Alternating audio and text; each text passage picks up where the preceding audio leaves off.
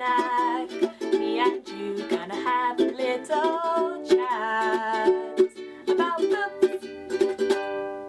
Hi guys, so this is going to be part 3 of my massive book haul, and I'm just going to continue on where I left off. I will put links to part 1 and part 2 down below if you guys haven't seen them, so you can check them out either before or after this, up to you. Let's get started. This is going to be hopefully not too long, but who knows. The first book that I have to show you guys is the 13.5 Lives of Captain Bluebird, a novel, which I saw on someone's channel really recently and I can't remember who, so I'm very, very sorry. It's by Walter Moers, and I believe it's a German book character or TV character who was very famous at some point. Not entirely sure, so correct me if I'm wrong. It is actually illustrated, which is very, very cool. It's got little illustrations throughout, so I can't wait. I think it's a kind of children's book series, episodes and things like that. I'm not entirely sure. On the back there's a quote from the Daily Telegraph that I'm going to read to you. Within the first 15 pages I was carried away by the sheer craziness of it all. Some mini pirates find a baby bear with blue fur inside a walnut shell floating on the ocean towards a giant whirlpool. They rescue him and teach him about knots and waves, and that a good white lie is often considerably more exciting than the truth. Then, when he outgrows their ship to such an extent that he is in danger of sinking it, they abandon him on an island with a bottle of seaweed juice and a loaf of seaweed bread. Thus, Bluebird comes to the end of his first life and embarks on his second. By the end of the book, he has expended exactly half of his 27 lives. Again and again, Moers confounds our expectations as the narrative twists and turns, travels backwards and forwards in time. Part science fiction, part fairy tale, part myth, part epic, this book is a satire of all these genres and so constantly satirises itself. Very amusing. So if that doesn't sell it to you, I don't know what will, but it sounds really, really exciting. It sounds like quite light-hearted and fun and charming, so hopefully that's what it'll be, and hopefully I'll really, really enjoy it when I get to it. It's very, very heavy. These ones are all the big books now that I've got to show you, so this one's a heavy one. Very chunky, very heavy, hopefully a lot of fun. Next I have one that I picked up because of Mercedes. She recently did a haul where she showed this, and it's called The Fair Fight by Anna Freeman, and I believe she gave it 5 stars. I believe she absolutely loved it when she read it, which is awesome because I had already ordered it before I knew whether she liked it or not, because it sounds really cool. Basically it's about women boxers. That's about all I know. I believe it's Anne Freeman's debut novel. Some call The Prize Ring a nursery for vice. Born into a brothel, Ruth's future looks bleak until she catches the eyes of Mr. Dreyer, a rich Bristol merchant and enthusiast of the ring. He trains gutsy Ruth as a pugilist? I don't know. Soon she rules the blood-spattered sawdust in the infamous Hatchet Inn. And then various other characters get involved, and it sounds pretty cool. I know Mercedes loved it, so I'm hoping I will also really love it. It's a beautifully bound hardback. I know that her favourite author, or one of her favourite authors, is Sarah Waters, who did a little quote on the top of this, which is why she picked it up. But yeah, I can't wait to give this a go. I also need to give some Sarah Waters a go because I've got a few of her books and I haven't read them yet, and I feel very bad that I've not, but I will get to them. So this one I picked up because of Mercedes, and I'm super excited about this. Next I picked up another one which was due to James from Eagles Books. This is The Incorruptibles by John Horner Jacobs, and oh my goodness, look at this cover. It is stunning. Absolutely stunning. It's like an etching, I think, but it's so beautiful. Oh, and the back as well. They're just beautiful.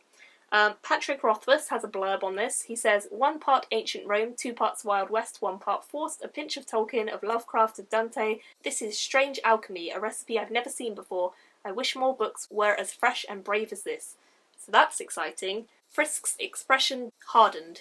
He wouldn't shoot the boy. Not now. Not for foolishness alone. But Fisk's a killer.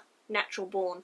I didn't know much about the man after a decade, but I knew that much. So that's all I know about it, and that's all I want to know about it, because I know that James really enjoyed it, and I know that a few people on BookTube have enjoyed it, and it looks really beautiful, so if Patrick Rothfuss and James are both telling me to read this, I think I'm going to give it a go. Next I have a book that I picked up because it was very highly recommended on Fantasy Faction, the website. This is City Stained Red by Sam Sykes, and I think they said it was like one of their top of last year, so I'm very excited to get to it. Seen a couple interviews with Sam Sykes and he seems really nice as well, so I wanted to pick up one of his books. Sia Dajjal, the City of Silk. This is the great charnel house where poor men eat dead rich men and become wealthy themselves. The world is shuddering with disasters yet to come, and the epicenter is Sia Dajjal, jewel of the civilized world, thieves and cultists clash for supremacy of the city's underworld. A religious war is brewing within its walls. The fury of savage races in its slums is about to explode.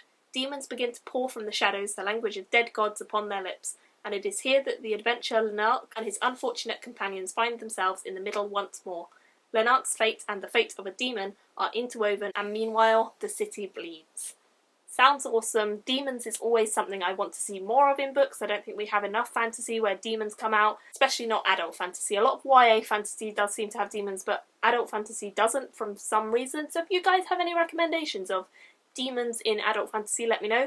But I'm pretty sure this one has it because it says so on the blurb, and I can't wait to give this a try. Next I have Lowtown, which is by Daniel Polanski. I'm actually planning to read his other book, Those Above, this month with Michael from Bitten by a Radioactive Book, so I was very excited to pick this one up because I've heard a lot of very good things about this, and I know that this one was released before Those Above. Drug dealers, hustlers, brothels, dirty politics, corrupt cops and sorcery.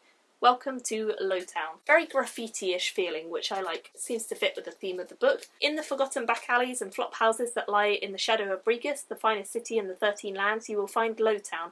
It's an ugly place, and its champion is an ugly man known on the streets as Warden.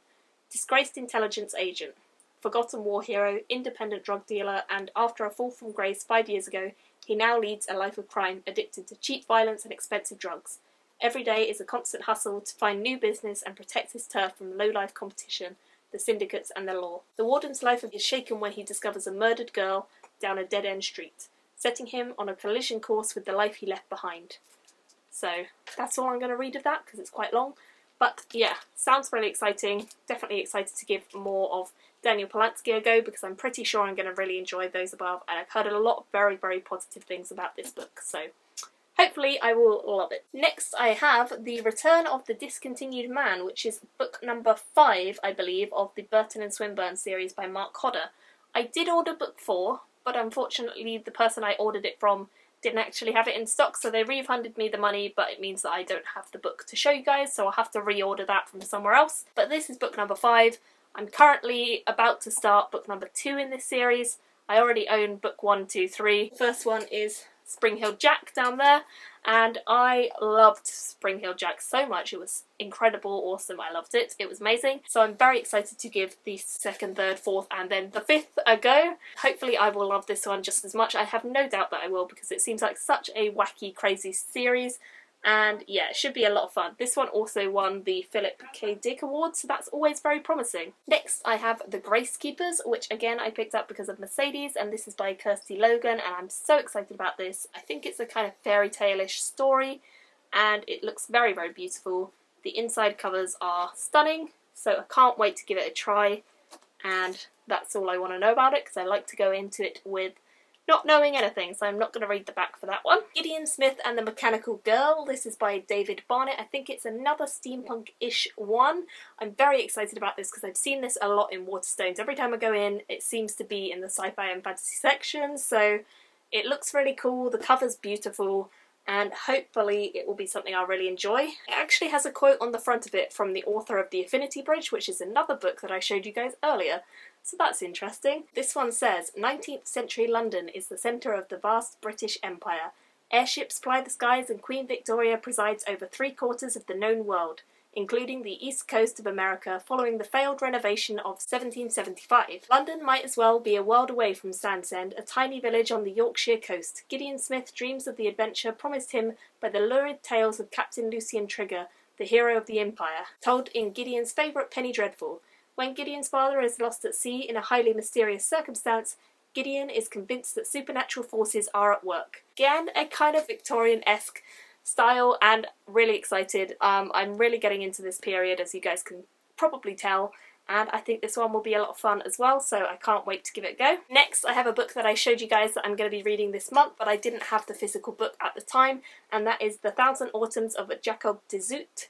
And this is by David Mitchell. I really, really want to get to some David Mitchell because I'm going to see him on the 16th with Neil Gaiman. This cover is just beautiful. I'm really excited to give this a go. Mercedes recommended all of his books, and this was one of the ones that she said, or she suggested to start with his books because I've never read any of them before. In Your Hands is a place like no other, tiny man-made island in the Bay of Nagasaki.